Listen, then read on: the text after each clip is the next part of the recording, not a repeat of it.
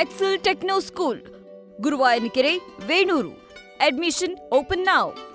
Kannada big boss ಶೋದ ಮಾಜಿ ಸ್ಪರ್ಧಿ ಜೊತೆಗೆ ನಟಿ ಮಾಡಿದಂತಹ ಹಿಟ್ ಅಂಡ್ ರನ್ನಿಂದಾಗಿ ಓರ್ವ ಮಹಿಳೆಯ ಬದುಕಿಗೆ ಕೊಳ್ಳಿ ಇಟ್ಟ ಹಾಗಾಗಿದೆ. ಬೈಕ್ಗೆ ಡಿಕ್ಕಿ ಹೊಡೆದು ಎಸ್ಕೇಪ್ ಆಗಿದ್ರು ನಟಿ. ಬಿಗ್ ಬಾಸ್ನ ಮಾಜಿ ಸ್ಪರ್ಧಿ ದಿವ್ಯಾ ಸುರೇಶ್.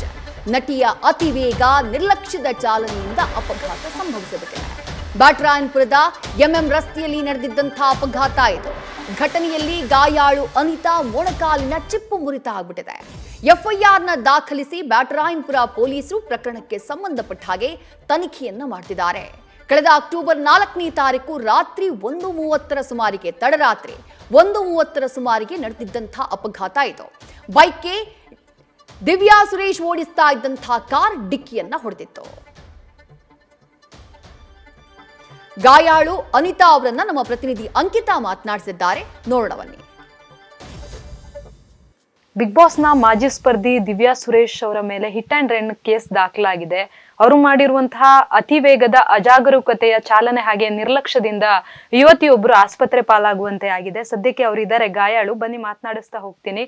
ಮೇಡಮ್, ಯಾವಾಗ ಆಗಿರೋದು ಇನ್ಸಿಡೆಂಟ್, ಏನಾಯ್ತು ಆ ಟೈಮಲ್ಲಿ ಅಂತ ಹೇಳಿ?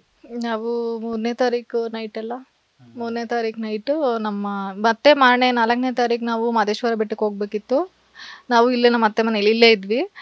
ಅದೇ ನನ್ನ ತಂಗಿಗೆ ತುಂಬ ಹೊಟ್ಟೆ ನೋವು, ಜ್ವರ ಬಂದಿತ್ತು. ಅವಳು ಹಾಸ್ಪಿಟ್ಲಿಗೆ ಕರ್ಕೊಂಡು ಹೋಗ್ಬೇಕಿತ್ತು. ಮತ್ತು ಬೆಳಿಗ್ಗೆ ದೇವಸ್ಥಾನಕ್ಕೆ ಬೇರೆ ಹೋಗ್ಬೇಕು, ಇವಾಗಲೇ ತೋರಿಸ್ಕೊಂಡು ಬಂದ್ಬಿಡೋಣ ಅಂತ. ಅವಳು ತುಂಬ ಅಳ್ತಾ ಇದ್ಲು ಹೊಟ್ಟೆ ನೋವು ಅಂತ. ನಾವು ಅಲ್ಲಿ ಗಿರಿನಗರ ಸಿಗ್ನಲ್ ಹತ್ರ ಯಾವುದಾದ್ರೂ ಕ್ಲಿನಿಕ್ ಏನಾದರೂ ಓಪನ್ ಇದೆಯೇನೋ ಅಂತ ಹೋಗ್ತಾ ಇದ್ವಿ. ಈ ಕಡೆಯಿಂದ ಬ್ಯಾಟರಾಯನಪುರ ಪೊಲೀಸ್ ಸ್ಟೇಷನಿಂದ ಸ್ವಲ್ಪ ಮುಂದೆ ಹೋದ್ವಿ. ನಾಯಿಗಳು ಓಡಿಸ್ಕೊಂಡು ಬಂದ್ವು. ಅಂದರೆ ನಾವು ಸ್ವಲ್ಪ ಫಾಸ್ಟ್ ಮಾಡಿ ಮುಂದೆ ಹೋದ್ವಿ. ಅವ್ರು ಟರ್ನಿಂಗಿಂದ ಹೈ ಬೀಮಲ್ಲಿ ಒಂದು ಆರನ್ನು ಮಾಡಿಲ್ಲ, ಬ್ಲ್ಯಾಕ್ ಕಲರ್ ಕಾರು ಬಂದು ಮಂಡಿಗೆ ಹೊಡೆದಿದ್ದು ಮ್ಯಾಮ್. ಮಂಡಿಗೆ ಹೊಡೆದಿದ್ದು ಮೇಡಮ್. ತಕ್ಷಣ ಬಿದ್ದೋದ್ವಿ ಕೆಳಗಡೆ. ಬಿದ್ಮೇಲೆ ಅವರು ಏನೂ ರೆಸ್ಪಾನ್ಸ್ ಇಲ್ಲ, ಏನಿಲ್ಲ, ನಿಲ್ಸೂ ಇಲ್ಲ, ಸುಮ್ಮನೆ ಹೋದ್ರು. ಅವ್ರೇನು ನಿಲ್ಸಿಲ್ಲ, ಬಟ್ ಅವರು ಅಂತಾನು ನಮಗ್ ಗೊತ್ತಿರ್ಲಿಲ್ಲ. ಮತ್ತೆ ಆಮೇಲೆ ಹೇಳಿದ್ದು ಪೊಲೀಸವರು. ಅಂದ್ರೆ ಏನು, ಅವರು ತೀರಾ ಸ್ಪೀಡ್ ಆಗಿದ್ರ? ಟರ್ನಿಂಗ್ ಅಲ್ಲಿ ಸ್ಪೀಡ್ ಆಗೇ ಬಂದಿದ್ದು. ಅವರು ಸ್ಪೀಡ್ ಆಗಿ ಬಂದು ಹೊಡೆದ್ರು, ಮಂಡಿಗೆ ಹೊಡೆದ್ರು. ಹೊಡೆದಿದ ತಕ್ಷಣ ನಾವು ಬಿದ್ವಿ. ಬಿದ್ಮೇಲೆ ಅವರು ನೋಡಿಲ್ಲ ಏನಂತ ಹೋದ್ರು. ಬಿದ್ದಾದ್ಮೇಲೆ ಮತ್ತೆ ನೀವು ಆಸ್ಪತ್ರೆಗೆ ಹೇಗ್ ಶಿಫ್ಟ್ ಆದ್ರಿ, ಏನಾಯ್ತಲ್ಲಿ? ಬ್ಯಾಟರಾಯನಪುರ ಪೊಲೀಸ್ ಸ್ಟೇಷನ್ ಹತ್ರನೇ ಅಲ್ವಾ, ಅಲ್ಲೇ ಪೊಲೀಸ್ ಅವರಿದ್ರು ಇಬ್ರು. ಅವರು ಮತ್ತೆ ಆಟೋ ಕರ್ದಿ ಆಮೇಲೆ ನಮ್ಮ ಕಿರಣ ಇದ್ದ, ಅವನ ಜೊತೆ ಹಾಸ್ಪಿಟ್ಲಿಗೆ ಹೋದ್ವಿ. ಹಾಸ್ಪಿಟಲ್ ಅಲ್ಲೇನೆ ಸ್ವಲ್ಪ ಅಲ್ಲಿ ಯಾರೋ ಡಾಕ್ಟರ್ಸ್ ಯಾರು ಇರ್ಲಿಲ್ಲ, ನರ್ಸಸ್ಸು ಎಲ್ಲ ಬ್ಯಾಂಡೇಜ್ ಮಾಡಿದ್ರು. ಫುಲ್ಲು ಬ್ಲೀಡಿಂಗ್ ಮ್ಯಾಮ್, ತುಂಬಾ ಬ್ಲಡ್ ಹೋಯ್ತು ಅಲ್ಲಿ. ಅದಾದ್ಮೇಲೆ ಮತ್ತೆ BGS ರೆಫರ್ ಮಾಡಿದ್ರು, BGSಗೆ ಹೋದ್ವಿ. ಮೇಡಮ್, ಆರೋಗ್ಯದ ಪರಿಸ್ಥಿತಿ ಹೇಗಿದೆ? ಕಾಲು ಇಂಜುರಿ ಆಗಿರುವಂತದ್ದು, ಆಪರೇಷನ್ ಕೂಡ ಆಗಿದೆ ಅಂತ ಹೇಳಿ ಏನ್ ಹೇಳಿದ್ರು ಡಾಕ್ಟ್ರು ಅಂತ? ಇಲ್ಲ ಮ್ಯಾಮ್, ತುಂಬಾ ಏಟಾಗಿದೆ. ಅದು ಸ್ಕ್ರೂ ಹಾಕಿದ್ದಾರೆ. ಅದು ನನಗೆ ಇನ್ನ ಬೇಕಾಗುತ್ತೆ. ತುಂಬಾ ಆಗಿದೆ, ನಂಗೆ ತುಂಬಾ ನೋವ್ತಾ ಇದೆ. 1 year ಆಗ್ಬೋದು ನಾನು ಪಿಕಪ್ ಆಗ್ಬೇಕಂತಂದ್ರೆ. ಅಲ್ಲಿವರೆಗೂ ನಾನು ಏನು ಮಾಡೋಕ್ಕಾಗಲ್ಲ ಮ್ಯಾಮ್, ಅಷ್ಟು ತುಂಬಾ ಏಟಾಗಿದೆ. ಮೇಡಮ್, ನಿಮ್ಮ ಲೈಫ್ ಹೇಗಿದೆ? ಅಂದ್ರೆ ಇಷ್ಟೆಲ್ಲ ಆದ್ಮೇಲೂ ಕೂಡ ಅವರೊಂದು ಕಾಂಟ್ಯಾಕ್ಟ್ ಮಾಡಿ ಏನಾಯ್ತು, ಅಥವಾ ಇಷ್ಟು ಖರ್ಚಾಯ್ತು, ಅಟ್ಲೀಸ್ಟ್ ಒಂದು ಹಾಸ್ಪಿಟಲ್ ಬಿಲ್ ಪೇ ಮಾಡೋದಕ್ಕೂ ಕೂಡ ಟ್ರೈ ಮಾಡಿಲ್ಲ ಅಂತ ಹೇಳಿದ್ರಿ. ಸೊ ಏನ್ ಹೇಳ್ತೀರಾ? ಇಲ್ಲ ಮ್ಯಾಮ್, ಅವರು ಅಂತಾನೆ ನಮಗ್ ಗೊತ್ತಿರ್ಲಿಲ್ಲ. ಬಟ್ ಈಗ ಪೊಲೀಸ್ ಅವ್ರು ಹೇಳಿದ್ಮೇಲೆನೆ ಅವರು ಅಂತ ನಮಗ್ ಗೊತ್ತಾಗಿದ್ದು. ಆದ್ರೆ ಮ್ಯಾಮ್, ನನಗೆ ಅಂತಲ್ಲ, ಯಾರಿಗೇ ಆದ್ರೂ ಸಹ ಈ ತರ ಮಾಡಬಾರ್ದು. ಅಂದ್ರೆ ಅವರು ಅಂತ ನಾವು ಸೆಲೆಬ್ರಿಟಿ ಆಗ್ಲಿ ಏನೇ ಆಗ್ಲಿ, ಒಬ್ಬರಿಗೆ ಅವರು ಏನೇ ಆಗಿರ್ಲಿ, ಗುದ್ಸಿದ್ಮೇಲೆ ಅಲ್ಲಿ ಏನೂನು ವ್ಯವಸ್ಥೆ ಇಲ್ಲ ಅಂದಾಗ ಸ್ವಲ್ಪ ಹಾಸ್ಪಿಟಲ್ಗಾರು ಕರ್ಕೊಂಡೋಗಿ ಸೇರಿಸೋಂಥ ಮಾನವೀಯತೆ ಇರಲಿ ಯಾರಿಗೇ ಆದ್ರೂ ಅಂತ ಕೇಳ್ಕೊತೀನಿ ದಯವಿಟ್ಟು. ಆಯ್ತಾ? ಅದೂನು ನೋಡ್ದೇನೆ ಅವರು ಗುದ್ಸಿ ಹಂಗೋದ್ರು.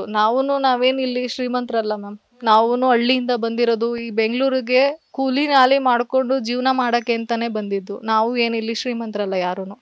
ಆಯ್ತಾ? ನಾವು ಸಾಲ ಮಾಡಿನಿ. ಈಗ ಅವರು ಅಂತ ಗೊತ್ತಿಲ್ಲ, ಅಲ್ಲಿ ಆಪರೇಷನ್ ಮಾಡಬೇಕು, ಇಲ್ಲ ತೀರಾ ಬ್ಲಡ್ ಹೋಗ್ತಿದೆ ಅಂತ ಹೇಳ್ತಿದ್ದಾರೆ. ನಮ್ಗೆ ಕೈ ಕಾಲು ಓಡ್ತಾ ಇಲ್ಲ. ಸಾಲ ಮಾಡಿ ತಂದು ನಮ್ಗೆ ಆಪರೇಷನ್ ಎಲ್ಲ ಮಾಡಿಸಿದ್ದು BGS ಹಾಸ್ಪಿಟಲಲ್ಲಿ. ಎಷ್ಟು ಖರ್ಚಾಯ್ತು ಮೇಡಮ್ ಇಲ್ಲಿವರೆಗೂ ಅಂತ ಹೇಳಿ ಅಮೌಂಟ್? ಅಂದ್ರೆ ಮ್ಯಾಮ್, ನಾನು ಇವಾಗ ಹಾಸ್ಪಿಟ್ಲಿಂದ ಬಂದಿದ್ದು. ನಮ್ಮ ಕಿರಣ್ ಅವ್ರನ್ನ ಕೇಳಬೇಕು ಅದನ್ನೆಲ್ಲ. ಯಾಕೆ ಅಂತಂದ್ರೆ ನನ್ಗೇನು ಗೊತ್ತೇ ಇಲ್ಲ. ನಾನು ಫುಲ್ಲು ನಂಗೆ ಅದ್ರ ಬಗ್ಗೆ ಏನೂ ಗೊತ್ತಿಲ್ಲ, ನಾನು ಮಗ್ಬಿಟ್ಟಿದ್ದೆ, ಎಲ್ಲಿ ಆಪ್ರೇಷನ್ ಬೇರೆ ಆಗಿತ್ತಲ್ವಾ, ಎಲ್ಲಾನು ಅವ್ರದ್ದೇ, ಕಿರಣ್ ಅವ್ರದ್ದೇನೆ.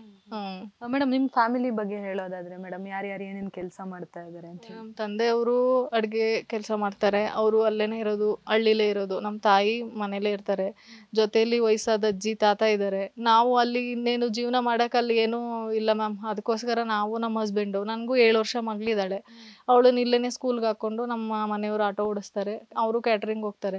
ಕ್ಯಾಟ್ರಿಂಗ್ ಇಲ್ಲ ಅಂದರೆ ಆಟೋ. ನಮ್ಗೇನು ಮೇಡಮ್, ನಮಗೆ ದುಡಿಬೇಕು ತಿನ್ನಬೇಕು ಹಂಗಿರೋದು, ಆ ಥರ ಪರಿಸ್ಥಿತಿ. ನಾನು ಟೈಲರಿಂಗ್ ಮಾಡ್ತಿದ್ದೆ ಮನೇಲಿ, ದುಡಿಬೇಕು ತಿನ್ಬೇಕು ಅಂತ ಟೈಮಲ್ಲಿ ಹಿಂಗೆ ಆಗೋಯ್ತು. ಈಗಿನ ನಾನು 1 ವರ್ಷದವರೆಗೂ ನಾನು ಏನು ಮಾಡೋಕ್ಕಾಗಲ್ಲ ಮ್ಯಾಮ್. ಏನು ಮಾಡ್ಬೇಕಂತಲೇ ಗೊತ್ತಾಗ್ತಿಲ್ಲ, ಅಷ್ಟು ಪರಿಸ್ಥಿತಿ ನಮ್ದು. ತುಂಬ ನಾವು ಸಾಲ ಮಾಡಿನೇ ಇವಾಗೆಲ್ಲ ಮಾಡಿರೋದು. ಮೇಡಮ್ ಈಗ ನೀವು ಹೇಳಿದ್ರಿ ಏನೋ ಒಂದು ತಪ್ಪಾಗೋದು ಸಹಜ, ಬಟ್ ಒಂದು ಮಾನವೀಯತೆ ಅನ್ನೋದು ಇರಬೇಕಿತ್ತು. ಏನು ಗೊತ್ತಾ, ನಾನು ನಮ್ಮ ಕಡೆಯಿಂದನೇ ತಪ್ಪಾಗಿರ್ಬೋದು, ಅವ್ರ ಕಡೆಯಿಂದನೇ ತಪ್ಪಾಗಿರ್ಬೋದು, ನಾವು ಅದನ್ನ ಹೇಳ್ತಾ ಇಲ್ಲ. ಮಾನವೀಯತೆ ದೃಷ್ಟಿ ಇಟ್ಕೊಳ್ಳಿ. ಅವರು ಸೆಲೆಬ್ರಿಟಿನೇ ಆಗಿರ್ಬೋದು, ಇಲ್ಲ ಬೇರೆ ಇನ್ಯಾರೇ ಆಗಿರ್ಬೋದು, ದೊಡ್ಡ ವ್ಯಕ್ತಿನೇ ಆಗಿರ್ಬೋದು, ಗಣ್ಯ ವ್ಯಕ್ತಿನೇ ಆಗಿರ್ಬೋದು, ದಯವಿಟ್ಟು ನಮ್ಮಂಥ ಬಡವ್ರಿಗೆ ಹಿಂಗೆ ಮಾಡಿದಾಗ ಬಂದು ಅವರು ನಮ್ಮನ್ನ ನೋಡೋದಲ್ಲಿ ಹಾಸ್ಪಿಟ್ಲಿಗೆ ಸೇರಿಸಿದ್ರೆ ಸಾಕಾಗಿತ್ತು. ಅವತ್ತು ಸುತ್ತ ಯಾರೂ ಇಲ್ಲ, ಪೊಲೀಸವ್ರು ಬಂದಿಲ್ಲ ಅಂದರೆ ನಮ್ಮ ಗತಿ ಏನು ಮ್ಯಾಮ್? ಅವತ್ತು ಅಲ್ಲೇನೇ ನಾವೇನಾದರೂ ಸತ್ತೋಗೇ ಇದ್ವಿ ನಾವು, ಅವಾಗ ಏನು ಮಾಡೋದು? ಮೇಡಮ್ ನೀವು ಹೇಳಿದ್ರಿ ನಾನು ಟೈಲರಿಂಗ್ ಮಾಡ್ಕೊಂತಿದ್ದೆ ಅಂತ ಹೇಳಿ. ಈಗ ನಿಮಗೆ ಕಾಲಿಂದನೇ ಹಂಗಾಗಿದೆ, ಟೈಲರಿಂಗ್ ಮಾಡ್ತಾ ಇದ್ದೆ, ಕಾಲ್ ನೋಡಿ ಹಿಂಗಾಗಿದೆ, ನಾನು ಏನು ಮಾಡ್ಕೊಂಡು ಜೀವನ ಮಾಡಲಿ ಈಗ? ಮೇಡಮ್ ಏನು ಹೇಳ್ತೀರಾ ಈ ಥರದ ಘಟನೆಗಳಾದಂತಹ ಸಂದರ್ಭದಲ್ಲಿ? ಹೇಳದ್ನಲ್ಲ ಮ್ಯಾಮ್, ಯಾರೇ ಆಗಲಿ, ಅವ್ರು ಎಂಥವರೇ ಆಗಲಿ, ದಯವಿಟ್ಟು ಮಾನವೀಯತೆ ದೃಷ್ಟಿಯಿಂದ ಅವರನ್ನ ತಿರುಗಿ ನೋಡಿ, ಅವರನ್ನ ಹಾಸ್ಪಿಟ್ಲಿಗೆ ಸೇರಿಸಿ, ಅವ್ರಿಗೇನು ಅಂತ ನೋಡಿ. ಅವ್ರು ಯಾರೇ ಆಗಿರಲಿ, ಆದರೆ ನಮ್ಮದೇ ತಪ್ಪಾಗಿರ್ಬೋದು, ಅವ್ರದ್ದೇ ತಪ್ಪಾಗಿರ್ಬೋದು, ಅದು ಸೆಕೆಂಡ್ರಿ. ಆದರೆ ಒಂದೇ ಅವ್ರನ್ನ ಹಾಸ್ಪಿಟ್ಲಿಗೆ ಸೇರಿಸೋವಂಥ ಮಾನವೀಯತೆ ದೃಷ್ಟಿ ಇರಲಿ ಅಂತ ಹೇಳ್ತಾ ಇದ್ದೀನಿ ಅಷ್ಟೇ. ಈ ಮೂಲಕ ಅದನ್ನೇ ಕೇಳ್ಕೊಳ್ಳೋದು. ಈಗ ಇನ್ಸಿಡೆಂಟ್ ಆಗಿ ಸುಮಾರು ದಿನ ಆಯಿತು, ಸೊ ಅವ್ರ ಕಡೆಯವ್ರು ಯಾರಾದರೂ ನಿಮ್ಮನ್ನು ಕಾಂಟ್ಯಾಕ್ಟ್ ಮಾಡೋದು ಏನಾದರೂ ಮಾಡಿದ್ರಾ ಅಂತ ಹೇಳಿ? ಇಲ್ಲ ಮ್ಯಾಮ್, ಯಾರೂ ಕಾಂಟ್ಯಾಕ್ಟ್ ಮಾಡಿಲ್ಲ. ಬಟ್ ನಾ ಹೇಳಿದ್ನಲ್ವಾ, ಅವರು ಅಂತ ನಮಗೆ ಗೊತ್ತೇ ಇಲ್ಲ, ಪೊಲೀಸ್ ಅವರು ಹೇಳೋವರೆಗೂ ನಮ್ಗೆ ಅವರು ಅಂತ ಗೊತ್ತೇ ಇಲ್ಲ ಅಂತ ಹೇಳಿದ್ನಲ್ವಾ. ಇದಿಷ್ಟು ಅನಿತಾ ಅವರ ಮಾತು. ತುಂಬಾನೇ ಕಷ್ಟದಲ್ಲಿದ್ದಾರೆ ಪಾಪ, ಅವರಿಗೆ ಕೂತ್ಕೊಳ್ಳೋದಕ್ಕೂ ಕೂಡ ಸಾಧ್ಯ ಆಗ್ತಾ ಇಲ್ಲ, ಅಂತಹ ಪರಿಸ್ಥಿತಿಯಲ್ಲಿ ಇರುವಂತವ್ರು. ಸೊ ತಪ್ಪು ಯಾರು ಬೇಕಾದ್ರೂ ಮಾಡ್ತಾರೆ, ಬಟ್ ಅದನ್ನ ಸರಿಪಡಿಸ್ಕೊಳ್ಳೋದಕ್ಕೆ ಅಂತ ಹೇಳಿ ಒಂದು ದಾರಿ ಇದೆ. ಅಟ್ಲೀಸ್ಟ್ ಅವರು ಮಾನವೀಯತೆ ತೋರಿ ಅವರನ್ನ ಆಸ್ಪತ್ರೆಗೆ ಸಾಗಿಸಿದ್ರು ಕೂಡ ಅವರು ಇವತ್ತು ಸ್ವಲ್ಪ ಸಮಾಧಾನ ಆಗ್ತಾ ಇದ್ರು. ಸದ್ಯಕ್ಕೆ ಅವರು ಇಷ್ಟು ಹೇಳ್ತಾ ಇರುವಂತದ್ದು. ಕ್ಯಾಮ್ರಾ ಪರ್ಸನ್ ಶ್ಯಾಮ್ ಜೊತೆ Ankita Rai, News First, Bengaluru. News First, ನಿರ್ಭೀತಿಯಿಂದ ನಿಮ್ಮ ಪರವಾಗಿ.